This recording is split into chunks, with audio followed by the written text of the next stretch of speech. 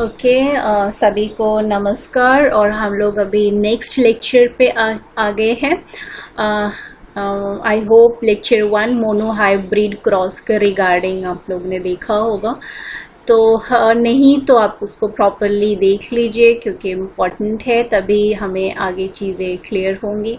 सो अगर हम लोग नेक्स्ट बात करते हैं कि in this lecture we have to talk about back cross, but before going on that part, let's recap the thing what we have discussed in our previous lecture regarding the monohybrid cross। जो कि चीज़ हमें याद रखनी है, ध्यान में रखनी है जब हम लोग कॉम्प्लेक्स क्वेश्चन की तरफ बढ़ेंगे, क्योंकि पूरी एक सीरीज हम लोग टेस्ट की भी क्वेश्चन डिस्कशन की, प्लस कैसे हमें अप्रोच लगानी है उस पे भी हम लोग एक सीरीज देखेंगे। तो वहाँ तक के लिए हम लोगों ये ध्यान में रखना कि इम्पॉर्टेंट हमारे लिए क्या है कि हमें ये चीज़ बहुत अच्छे से क्लियर हो जाए कि मोनो हाइब्रिड में हम लोग को क्या ध्यान में रखना है और किसकी आपको रेगुलर प्रैक्टिस करनी है, क्योंकि ये एक ऐसा क्रॉस होता है, कहने को बहुत सिंपल सा 3:1 और 1:2:1 इस तरह के रेशियो की बात ये करता है, बट इसका एप्लीकेशन इतनी जगह है, हम लोग जब एक्सटेंशंस पे जाते हैं तो भी है। इसीलिए it can be a great and a mark difference in the upcoming topics. तो हम लोग को ये ध्यान में रखना है। तो हम लोगों ने मोनो हाइब्रिड में अभी जो डिस्कशन किया कि कंप्लीट डोमिनेंस की बात निकल के आती है जब हम मोनो हाइब्रिड क्रॉस करते हैं। अकॉर्डिंग टू, यहाँ पे ध्यान देने वाली बात क्या है, अकॉर्डिंग टू सर मेंडल ने जो बात या जो क्रॉसेस या जो एक्सपेरिमेंट किया उसके आधार पे एक कंप्लीट डोमिनेंस की बात कही गई, क्योंकि हम लोग ने पिछले भी लेक्चर में डिस्कस किया था कि नहीं, उसके बाद के एक्सटेंशंस हैं, ज़रूरी नहीं कि हर बार जो डोमिनेंट है वो पूरा एक्सप्रेशन रिसेसिव के ऊपर दे और रिसेसिव एक्सप्रेशन ना दे, क्योंकि कुछ ऐसे केसेस अभी हम लोग आगे देखेंगे।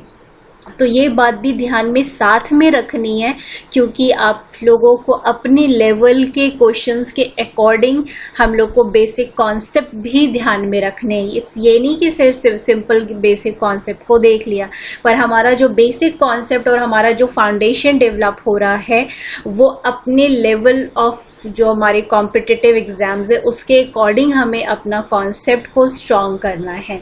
तो कीपिंग दैट इन माइंड, तो इट इज़ बीइंग सजेस्टेड कि हमें क्या क्या ध्यान में रखना है। अगर हम कहते हैं हाउ मेनी मीन्स, ये आपको आपके फिंगर टिप्स पे ये ध्यान में रखना है कि how many phenotypes in F1 में कितने फिनोटाइप आते हैं। तो 1 रिमेंबर कि that capital T and small t सभी ऑल टॉल होते हैं।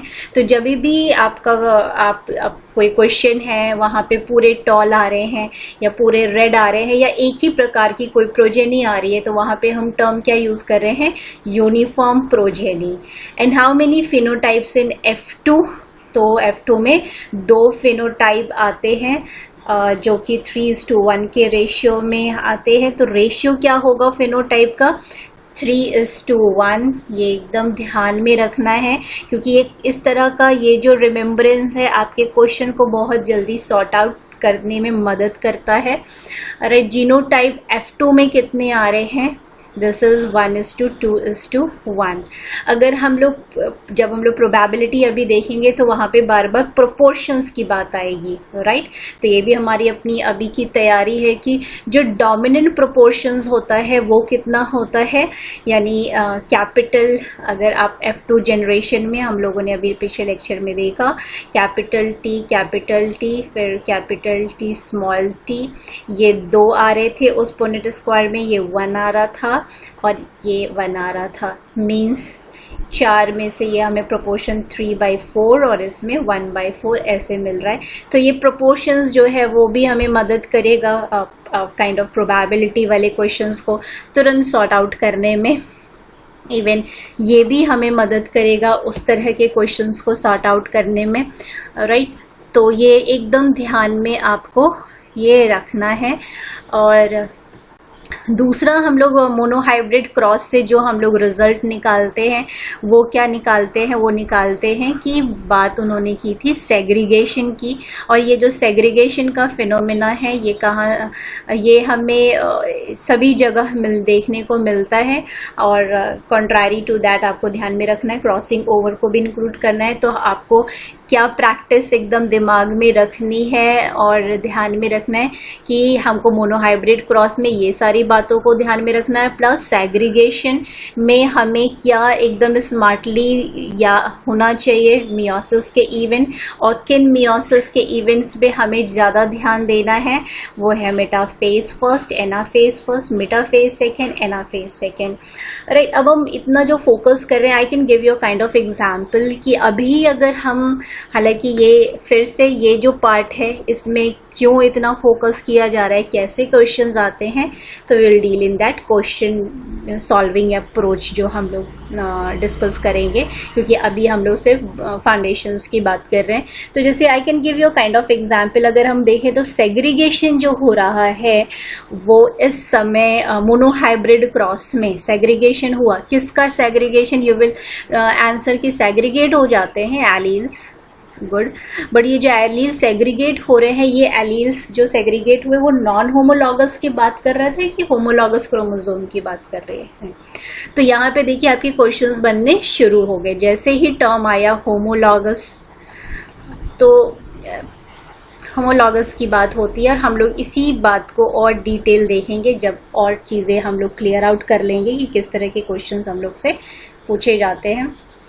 राइट, होमोलॉगस है या और क्या हम वहाँ पे कौन से टर्म्स यूज़, नॉन होमोलॉगस क्यों नहीं हो सकता या ये नॉन होमोलॉगस हो सकता है। तो अभी हम लोग इस पार्ट को छोड़ते हैं, बट कहने का सेंस ये है कि ये ध्यान में आपको रखना है।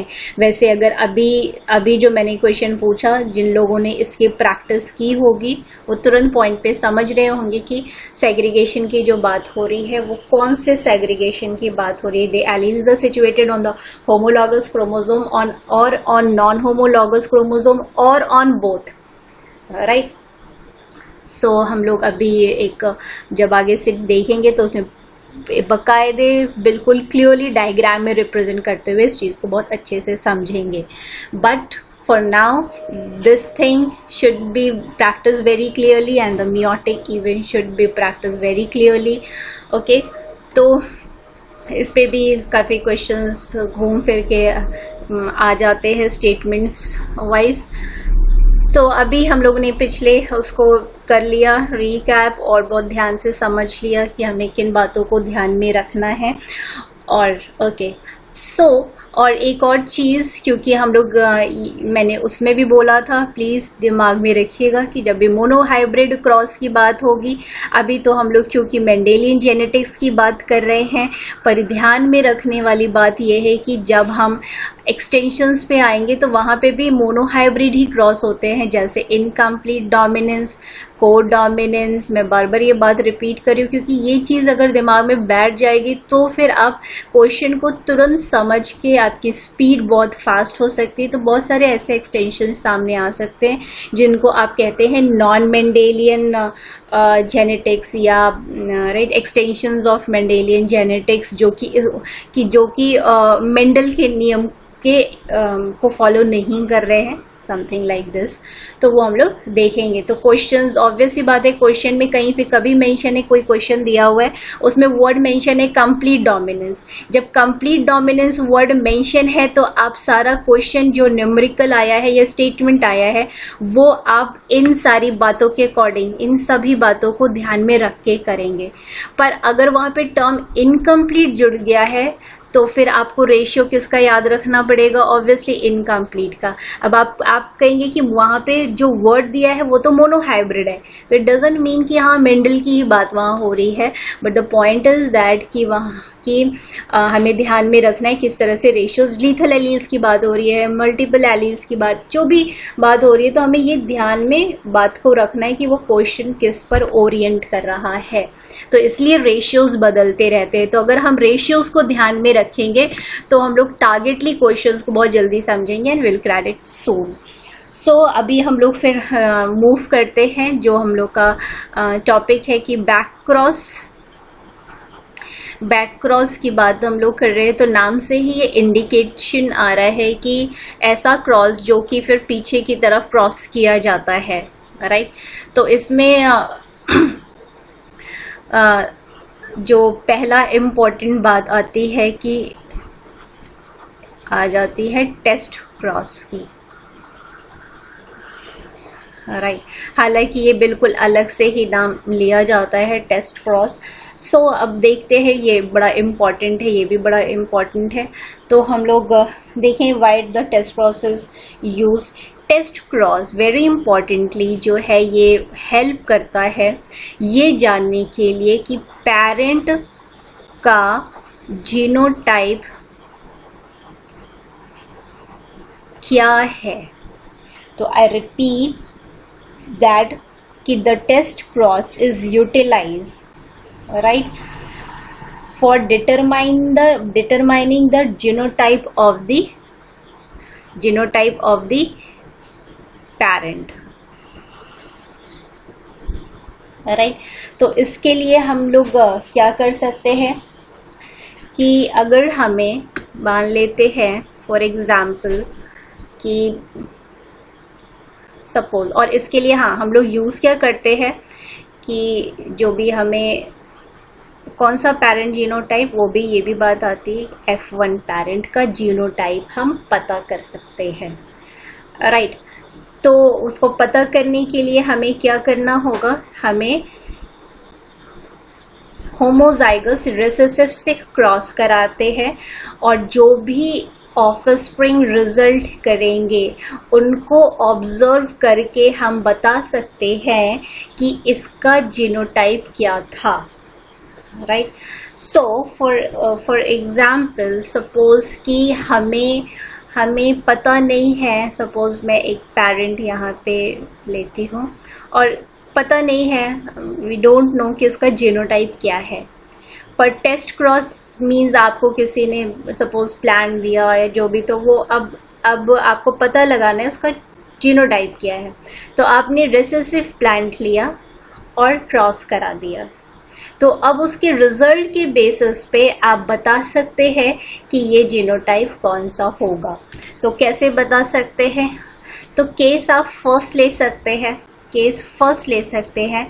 अगर ये होमोजाइगस डोमिनेंट जीनोटाइप होगा तो उस केस में आप अगर ये क्रॉस कंडक्ट करेंगे तो हमें क्या मिल सकता है,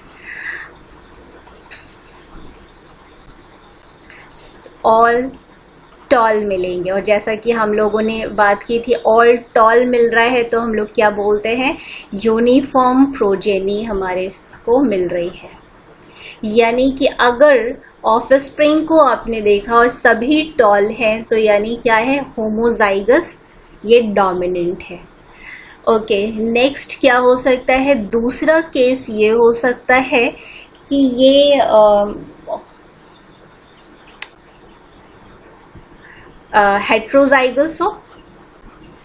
हेट्रोजाइगस कंडीशन हो, तो उस कंडीशन में हमें क्या रिजल्ट मिलेगा, उस कंडीशन में हमें क्या रिजल्ट मिलने वाला है, तो आप जज आउट कर सकते हैं। तो आप यहाँ पे देख रहे हैं चॉल और डॉफ का रेशियो क्या आएगा, 50:50 या 1:1 रेशियो आएगा। या क्या कह सकते हैं, ये दो ऐसे हैं तो यानी 2/4, और ये भी वही है, 4 में से 2 ऐसे हैं तो 2/4, यानी 50% जो है वो प्रोजेनी हमें इस तरीके से मिल रही है, राइट। अभी अगर हम लोग नेक्स्ट अगर मूव करते हैं तो हमें फेनोटाइपिक रेशियो इसमें 1:1 मिल गया और इस तरीके से हमें प्रोजेनी भी मिल रही है। और ऑब्वियसली बात है थर्ड कि हम लोग को करने की कोई खास ज़रूरत नहीं है। अगर हम लोग और तीसरा केस क्या हो सकता है, और तीसरा केस इस पेरेंट में क्या हो सकता है, स्मॉल टी हो सकता है। तो ऑब्वियसली अगर आप स्मॉल टी को ही यही अगर ये पेरेंट जीनोटाइप है और आपने रिसेसिव होमोजाइगस से इसको क्रॉस कराया तो सभी स्मॉल टी आएंगे। तो यहाँ पे भी क्या होगी, यूनिफॉर्म प्रोजेनी होगी विद फॉर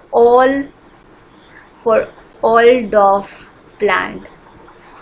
तो कहने का सेंस ये है कि ऑब्वियसली बात है कि हमें इन दोनों में ही डिफरेंस अगर ये ही याद हो जाता है कि ओके अगर डोमिनेंट होमोजाइगस होगा तो यूनिफॉर्म प्रोजेनी होगी, और अगर 50-50 का रेशियो आ रहा है या परसेंटेज आ रहा है तो यानी कि ये जो पेरेंट था वो हेट्रोजाइगस जीनोटाइप का था।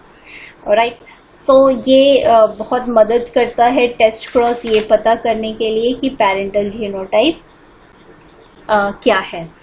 सो ये इसका एक कंडीशन हो गई। दूसरा, अगर हम बैक क्रॉस कराते हैं और हम डोमिनेंट के साथ अगर क्रॉस कराएं तो हमें क्या रिजल्ट मिल सकता है। तो सपोज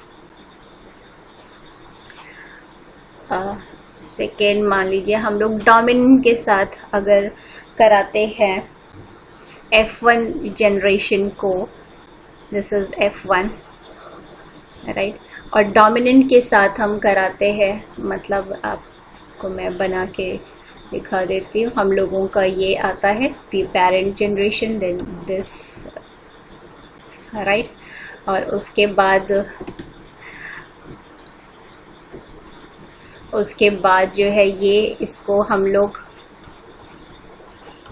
इसी से क्रॉस करा दें, डोमिनेंट से अब हम क्रॉस कराएं।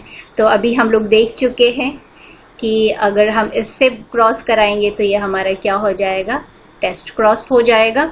अगर हमें F1 प्लांट के जीनोटाइप को पता करना है, चेक करना है, तो हम टेस्ट क्रॉस करा दें और हम ऊपर के रिजल्ट के अकॉर्डिंग ऑफस्प्रिंग में हम देख सकते हैं कि हमारा क्या जीनोटाइप है इस F1 पेरेंट का। तो प्लीज़ ध्यान में रखिएगा।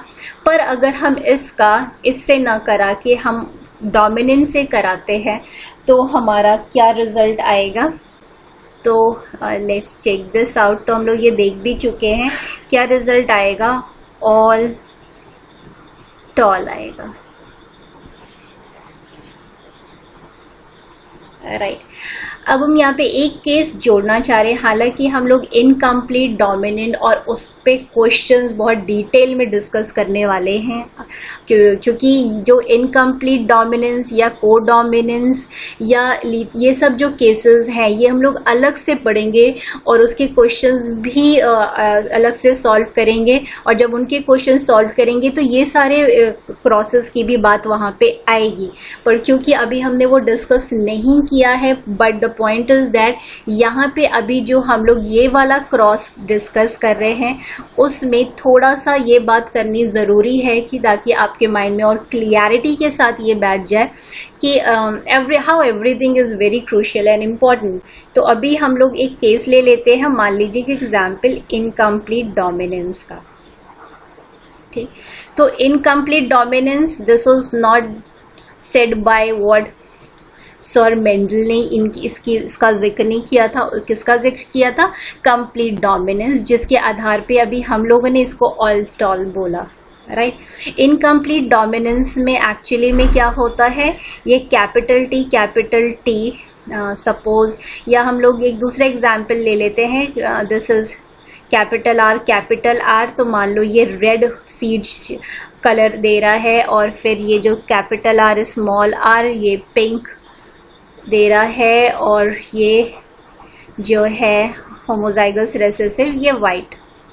तो हमें दिख रहे हैं, हमें 3 फेनोटाइप यहाँ पे दिखते हैं। तो पहली इम्पॉर्टेंट बात ये आ गई।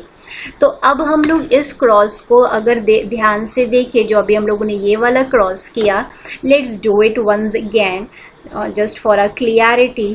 तो कैपिटल टी और क्या था, हम लोगों ने F1 पेरेंट को बैक क्रॉस कराया है एक डोमिनेंट होमोजाइगस पेरेंट से। ठीक, आई थिंक अब आपको टर्मिनोलॉजी एटलीस्ट क्लियर होनी चाहिए, ये सारी बातें डिस्कस हो चुकी हैं। तो ये F1 पैरेंट को डोमिनेंट होमोजाइगस पैरेंट से क्रॉस करा रहे हैं इस क्रॉस में। तो हमने कहा कि आप 2 थॉट लेके चलिए ताकि क्वेश्चंस थोड़े अब हम लोग उस दिशा में भी स्ट्रॉन्ग करें खुद को। तो हम लोग 2 कंडीशन ले लेते हैं, एक कंप्लीट डोमिनेंस की, राइट, और एक इनकम्प्लीट डोमिनेंस की। keeping in mind this is being discussed in Mendelian genetics and this is being discussed in extension of Mendelian genetics या non Mendelian inheritance pattern। तो ये बुक्स में आप देखेंगे अलग अलग चैप्टर्स ये होते हैं, बट क्योंकि सारी चीज़ कॉन्सेप्ट के बाद हमें इसमें सब कुछ अप्लाई करना है, जेनेटिक्स पूरा एप्लीकेशन और इम्प्लीकेशंस पे डिपेंड करता है। तो कंप्लीट डोमिनेंस में अगर हम लोग बात करें तो हमें क्या रिजल्ट आएगा इसका, तो आप तुरंत इस तरीके से यूनिट स्क्वायर बनाते हुए ये देख सकते हैं, राइट। तो हमें क्या रिजल्ट मिलेगा इसमें, इस ब्लॉक में ये आ गया, इसमें ये आ गया, राइट, ऐसा हमें कुछ मिल रहा है कंप्लीट। तो अब आप इसमें आप कहेंगे कि ये वाला जो जीनोटाइप है ये भी क्या बनाएगा,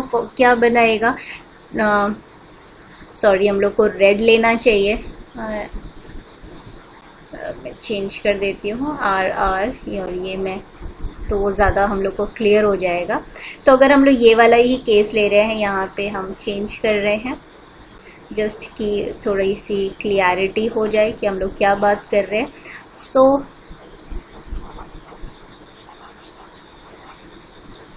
राइट, तो अब आप ये देखिए कैपिटल R और स्मॉल r मिलके क्या देने वाले हैं, pink, right, sorry complete dominance का केस है। तो ये सभी क्या देंगे, रेड देंगे, ये सभी क्या देंगे, रेड देंगे।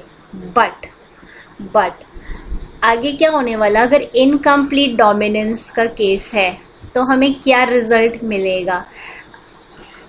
तो आप सेम वे, हमारा ये हेट्रोजाइगस था F1 और ये होमोजाइगस डोमिनेंट। अब आप देखिए रिजल्ट अंदर तो सेम ही आ रहा है, पर वैसे देखिए हम लोग बाहर जो एक्सप्रेशन देखने वाला है इसमें ऑल रेड यानी यूनिफॉर्म प्रोजेनी हमें रेड दिख रही है एक कैरेक्टर की। इसमें हमें ये जो देंगे ये क्या देंगे, पिंक, और ये क्या देने वाले हैं, रेड।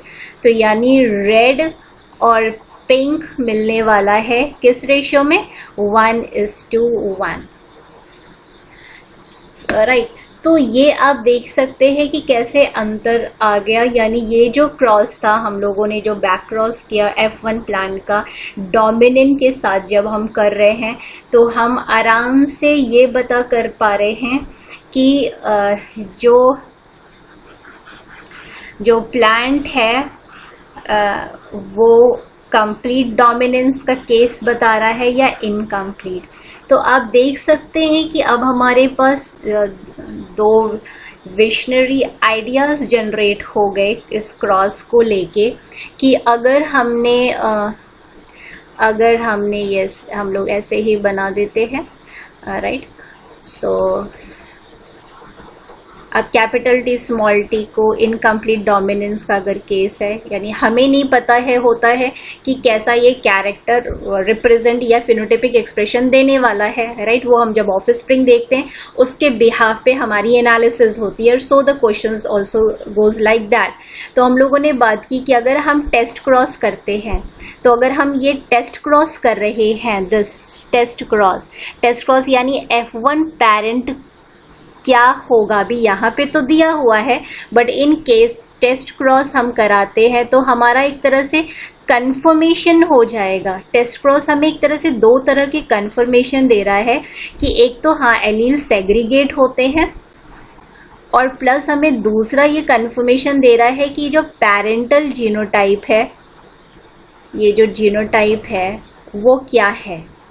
तो ये अगर हेट्रोजाइगस होगा तो हमें इससे रिजल्ट जो भी ऑफस्प्रिंग निकलेंगे वो क्या निकलने वाला है, यहाँ पे हम लोग ने लिखा है डॉफ और डॉफ का रेशियो 1:1 आएगा, यानी इस केस में 1:1 रेशियो आएगा। अगर मैं ऐसे बना देती हूँ, अगर टेस्ट क्रॉस में अगर कैपिटल T स्मॉल t है तो हमारा रेशियो 1:1 आ रहा है, और अगर कैपिटल T यहाँ होता तो सभी यूनिफॉर्म ऑल टॉल आता, ठीक है, ऑल टॉल आता, ठीक। पर जब हमने क्रॉस इससे करा दिया डोमिनेंट से, तो हमारे पास एक अलग जनरेशन हो रहा है कि हम ये पता कर सकते हैं कि ये कंप्लीट डोमिनेंस का केस है या इनकम्प्लीट डोमिनेंस का। क्यों? क्योंकि अगर कंप्लीट होगा, कंप्लीट डोमिनेंस यानी जो मेंडल ने बात की थी, अगर वो केस होगा तो सभी ऑल टॉल होंगे। पर अगर इनकम्प्लीट होगा तो ये भी अपना स्मॉल वाला भी अपना एक्सप्रेशन देगा। तो जैसे इस केस में ऐसा ही कुछ आएगा, जो भी हम लोगों ने अभी रेड के केस में बात की, सेम यहाँ पे हम टी ही ले लेते हैं। तो हम लोग का ये केस हो जाएगा, तो यहाँ पे ये टॉल दे रहा है, पर कंप्लीट डोमिनेंस में ये भी टॉल ही देगा, और यहाँ पे क्या हो जाएगा, डॉफ। तो ये हमारा क्या रेशियो दे रहा है, 1:1, राइट। तो आप देख सकते हैं कि हमारे क्वेश्चन सॉल्विंग अप्रोच जो निकल के आ रहे हैं, हम लोग फिर इसके ऊपर एक अच्छा डिस्कशन करने वाले हैं। ये अभी आपकी बेसिक अंडरस्टैंडिंग है कि हाँ इतना ले, तो आप खुद समझ सकते हैं हर क्रॉस को किसी भी चीज़ से रिलेट किया जा, इसीलिए थोड़ा क्वेश्चन में प्रॉब्लम होती है, राइट। तो अगर हमें ये याद है हमें टेस्ट क्रॉस क्यों कर रहे हैं, हम टेस्ट क्रॉस में पेरेंटल जीनोटाइप F1 का हम पता कर सकते हैं। रेसेसिव टेस्ट क्रॉस में क्रॉस किससे करते हैं, टेस्ट क्रॉस एक ऐसा क्रॉस है जिसमें हम F1 पेरेंटल जीनोटाइप को पता करने के लिए हम F1 पेरेंट प्लांट को रेसेसिव होमोजाइगस से क्रॉस कराते हैं। और ये अगर हमें ये केस पता करना है तो हम F1 पेरेंट प्लांट का बैक क्रॉस डोमिनेंट से करा रहे हैं, और हम ये पता कर सकते हैं। तो ये दिस इज इम्पॉर्टेंट। तो हमें आपको क्या याद रखना है कि टेस्ट क्रॉस जब हम करा रहे हैं और जीनोटाइप पता कर रहे हैं, तो अगर capital T small t genotype होगा पेरेंट का, अगर ये होगा तो 1:1 रेशियो आएगा, और अगर ये होगा तो ऑल टॉल आएंगे। उसी तरीके से कंप्लीट डोमिनेंस का अगर केस होगा, ये मेंडल लॉ को कर रहा होगा फॉलो, तो हमें ऑल टॉल मिलेंगे इस क्रॉस में। और अगर ये Mendel law of complete dominance follow नहीं कर रहा है, इनकम्प्लीट, तो हमें ये रेशियो मिलेंगे। तो ये आपके क्वेश्चन को समझने के लिए रटना नहीं है, ध्यान में रखना है, राइट। तो ये हम लोगों की पूरी, अभी हम लोग इस पे भी मैंने बोला कि हम लोग पूरा अप्रोच के साथ और भी डिटेलिंग्स थोड़ी इसकी लेंगे, पर अभी इसकी अच्छे से प्रैक्टिस कीजिए फिर, राइट। सो ओके, तो अभी के लिए हम लोगों का ये एक रिजल्ट आ गया। तो go through these whole things properly, practice it, तो हमें क्वेश्चंस भी जो सॉल्व करना शुरू करेंगे हम लोग, तो will find it very easy. Okay, thank you so much.